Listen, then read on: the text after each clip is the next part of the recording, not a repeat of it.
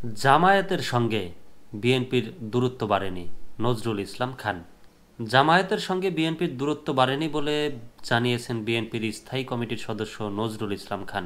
আজ শুক্রবার সকালে গুলশানে বিএনপি চেয়ারপারসনের কার্যালয়ে ১২ দলীয় জোটের বৈঠক শেষে তিনি একথা বলেন। নজরুল ইসলাম খান বলেন, জামায়াতের সঙ্গে বিএনপির দূরত্ব বাড়েনি, তবে তাদের জামায়াত নেতাদের কিছু বক্তব্য বিএনপি সহ দেশপ্রেমিক নেতাদের আঘাত করেছে। এ ধরনের বক্তব্য না দিতে দলটির প্রতি আহ্বানও জানান বিএনপির এই নেতা।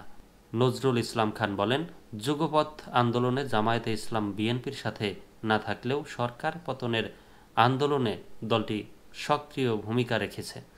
আগামীতেও দেশের গণতন্ত্র পুনঃপ্রতিষ্ঠায় জামায়াত ভূমিকা রাখবে বলে প্রত্যাশা জানিয়েছেন তিনি।